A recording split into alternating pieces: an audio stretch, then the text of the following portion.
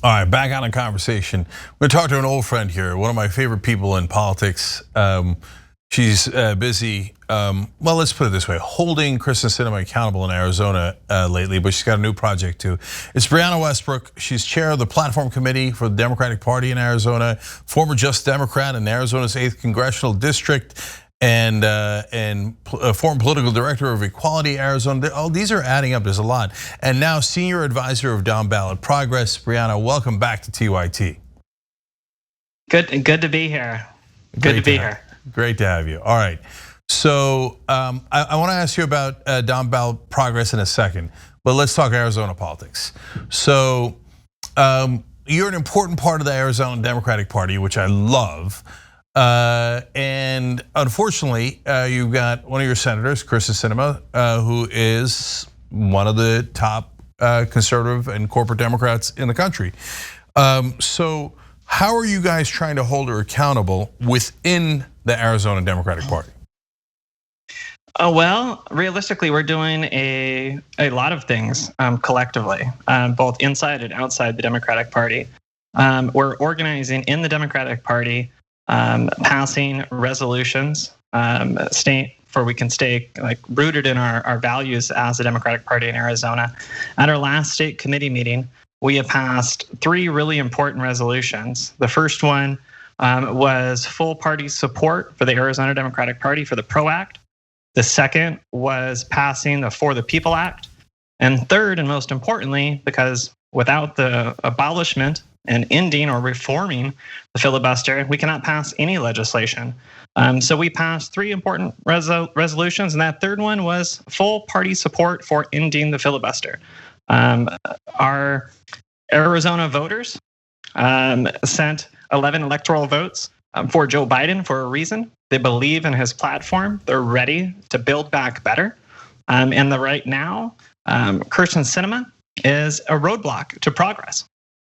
So if she votes against ending the filibuster and she votes against For the People Act, those are the bare minimums. We're not even talking about $15 minimum wage, which she is horrible on. We're not talking about all of her corporate positions, which she's horrible on, but just the bare minimum, For the People Act and the filibuster. She votes no. What happens to her inside the Democratic Party in Arizona when she runs again? Well, we're going to have to see. I have hope that she's going to see the light and continue to adapt, because that's one thing Sinema's done well. Generally, that's what we know her as here in Arizona, the politician that kind of adapts to the climate. Where a lot of us are taken back by how off she is on this. She's very out of step. And many of the coalitions that she's built from her previous campaigns are starting to erode.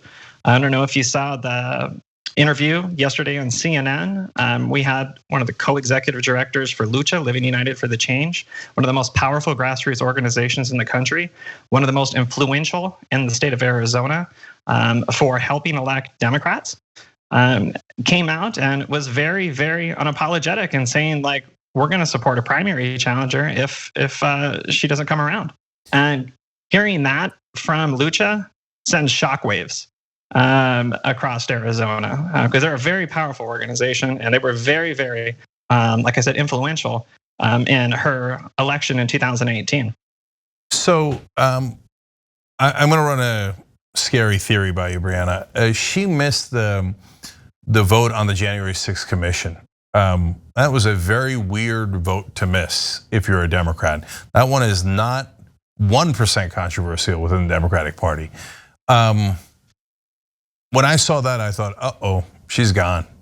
Even if we get mentioned, she's going to flip to the Republicans and vote against all these things. There's no reason on earth a Democrat would be against the January 6th commission.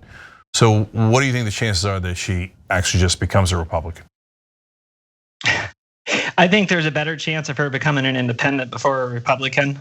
She likes to tout that she is an independent voice in Washington, D.C.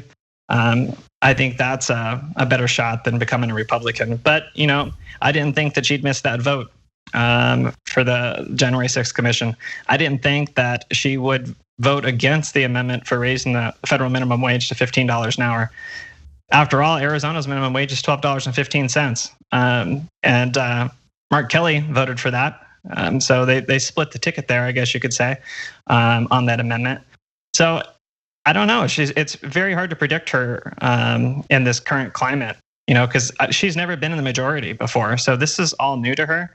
But I really feel like she's like a fish out of water, because she's never faced this much pressure ever from Arizona voters. She's never faced this much pressure from her own party as well. And it really just kind of shows.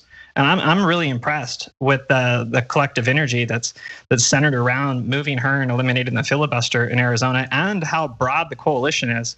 Because we have county parties that have came out in favor of ending the filibuster and coming out and saying that Sinema is wrong, like the Pima County Democratic Party, the Cochise County Democratic Party, and countless organizations that represent a wide range of ideology on the left. So it's not just progressives. This is a lot of people, including independents. A recent poll showed 61% of Arizonans favored passing legislation rather than keeping this archaic Jim Crow filibuster in place. And hopefully, throughout all this energy and all of this pressure, she comes around. I'm optimistic, and if not, we're just gonna continue to pressure, and we'll support a primary challenger when the time comes. But 2024 is a long ways away. Yeah, Brianna, I love the pressure you guys are putting on her. You've done a great job of leading the charge there. But ironically, now that I've talked to you, I'm more sure she's going to flip. She's not going to stay a Democrat, because she's not going to win in a Democratic primary. Because she's a corporate sellout. She's going to ruin everything. Mark it down. Anyway, but you're doing the best you can, and I love you for it. All right, let's go to down ballot progress. Tell me more about that. What is it? Down Ballot Progress is a new organization that I just joined about a month and a half ago. It was a colleague of mine that I met on the Bernie Sanders campaign came to me with this. And what it is it's a new group, new organization focused on electing progressives to state legislatures across the country. And what we're hoping to do is bring a seat for the progressive movement to the states. We know that conservatives have been organizing for a really long time, and they focused on state legislatures and elections all the way down to school board. Well, the Democratic Party has been poor at that.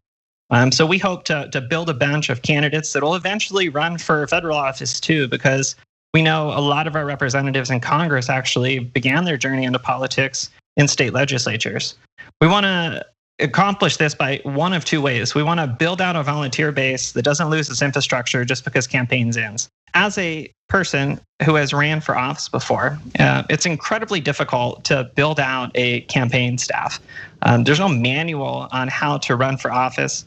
And many of the candidates, when they first announce, have a lot of friends and colleagues and coworkers that are helping you on your campaign that have never had experience doing things like being a treasurer, doing things like field.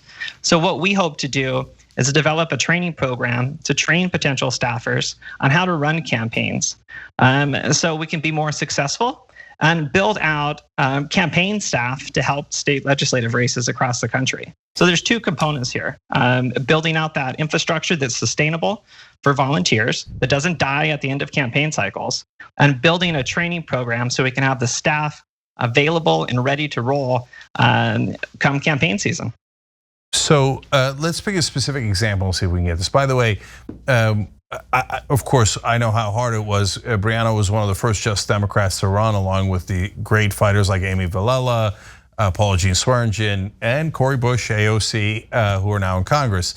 So Brianna, let's pick Eric Olson. He was a local guy running for a state seat in California in the 25th district here.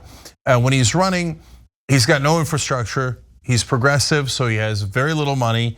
The union is usually back to corporate Democrat, which sucks, but it's true. Okay, so without the union money, then he's in a really big hole. How could down ballot progress help someone like that? Well, staff in general is expensive, and building out the volunteer capacity. A lot of candidates find that as the hardest thing to do. Building out your volunteers that are going to help make phone calls, knock on doors. What Down Ballot Progress hopes to do, like I said, is build out a solid volunteer infrastructure that we can deploy to help candidates in state legislative races throughout the United States. Something that's sustainable, that just doesn't end at the end of the campaign cycle, because we know that it's not every 2 years the state legislative races are up. We know that some states, like Virginia, for example, just had an election for their primary on June 8th. So their campaigns don't end. We're in this illusion that campaigns are every 4 years because that's when the president's on the ballot, and that's not true. Elections are happening almost every single year. Yeah, all right, it's desperately needed. So thank you for helping out this group. She's senior advisor to Down Ballot Progress, and the website is downballotprogress.com. And it's important that progressives build that infrastructure that all of the candidates across the country need. All right, Brianna Westbrook, thank you for joining us. Appreciate it.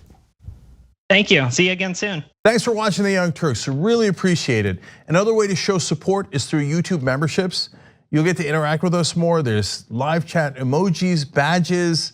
You've got emojis of me, Anna, John, JR. So those are super fun. But you also get playback of our exclusive member-only shows and specials right after they air. So all of that, all you gotta do is click that join button right underneath the video. Thank you.